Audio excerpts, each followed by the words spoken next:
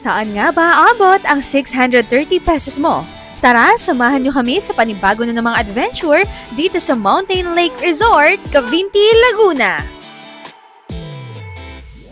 Mula Rizal, biyahe muna tayo patungong Cavinti, Laguna ng almost 4 hours. Pero ito yung pinakamasasabi ko, sobrang ganda ng view na matatanaw ninyo hindi pa man kayo nakakarating sa mismong destinasyon. Pagdating sa Mountain Lake Resort, padidiretsuhin nila kayo sa clubhouse para makapag-register at makuha yung inyong mga itinerary or activities. Marami pa silang ino-offer dito pero ang kinuha namin ay yung 630 pesos na nabook namin sa Klook. I-share ko din sa inyo kung ano yung mga activities na kasama sa package, pero for now dahil 11 AM na nga tayo nakarating, kain muna tayo. So meron silang free lunch doon sa 630 pesos na binayaran nyo. And for me, okay naman, nabusog naman kami. Kung weekends nga kayo pupunta katulad namin na Sabado kami pumunta dito, i-expect nyo na medyo maraming tao. Pero buti na lang dahil tirik na tirik yung araw, marami ang nakasilong at nagtitake ng kanilang mga lunch. Pero ito yung mga makikita nyo sa loob ng mismong Mountain Lake Resort.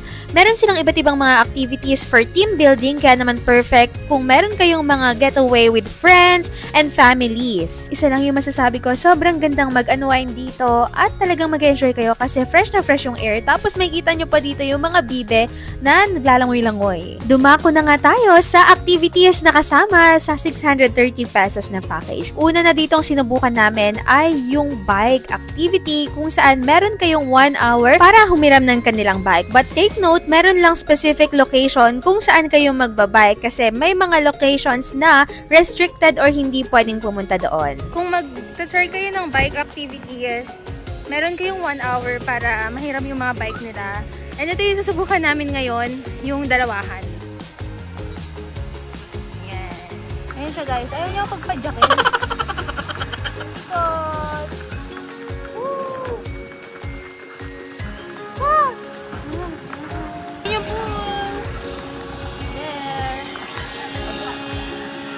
Ako makakapadyak.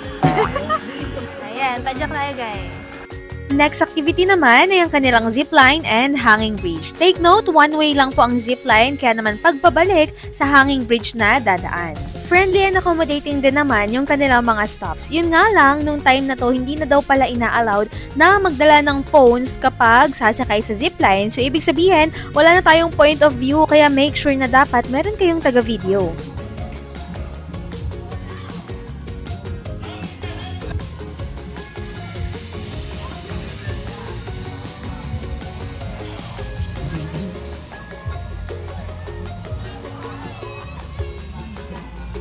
For me, sobrang worth it na talaga nung 630 pesos na may zipline kasi nakapag-try na kami ng iba before and nagkakahalaga yun ng 200 to 300 pesos. Pero dito, yung 630 mo, iba't ibang activities na. Nung mga time na nga to, sobrang tirik na talaga yung araw kaya hindi na kami nakabalik dito sa hanging bridge. Kung yung zipline, one way lang, sa hanging bridge, unlimited naman daw ito at pwede kayo magpabalik-balik. Kaso feeling namin talagang sunog na kami kaya kinuhanan ko na lang ng video at ganito siya. Ayan, perfect! Next naman ay yung excited akong activity kasi first time kong matatry itong kanilang kayak, and make sure na kapag pupunta pala kayo dito magbaon kayo ng tsinelas kasi kami nakasapatos lang kami, so ang tendency ay nagpaa kami, kaya mas maganda kung may tsinelas kayo. And yeah, feeling ko nag-enjoy din naman sila. Tapos siguraduhin nyo rin pala na may dala kayong mga sunscreen kasi dito talaga kayo super mangingitim, and sa amin okay lang naman kasi sabi nga nila kung hindi ka nangitim doon sa pinuntahan or activity na ginawa nyo, ibig sabihin hindi ka doon nag-enjoy, o diba, may paganon. Pero charot-charot ko lang yun, eme lang. Talagang kailangan nyo mag-sunscreen. Sobrang init talaga dito, grabe. At magdala kayo ng tsinelas. Promise, take note nyo yan kasi medyo maputik dito sa part na to. Yang kubo na nakikita nyo, meron talagang separate na bayad dyan kung gusto nyo dyan kayo mag-stay or magka-cottage. Pero dahil hindi naman tayo sobrang magtatagal, nagpaalam lang tayo na kung pwedeng maki-picture-picture tayo dito sa part na to. So maganda talaga siya and very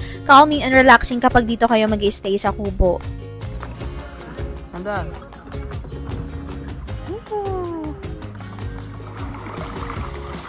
Wow!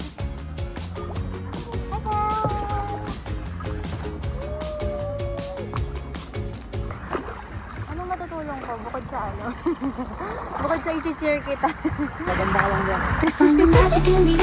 Hanggang sa kayak, ano pa rin tayo? OBR, tsaka passenger princess. O, ayan. Mag-hi ka naman! Ay, nasa gitna na tayo ng kawalan. Ticket ng ng sakay. Let's go. The kayak in the Sa kayak din. Meron nga kaming dalawang activities sa package na hindi namin nasubukan. Isa na rito yung kanilang swimming pool at yung kanilang fishing. Kaso yun nga, dahil kailangan na rin namin umuwi ng mas maaga dahil malayo pa yung biyahe, next time na lang siguro at aagahan na talaga natin.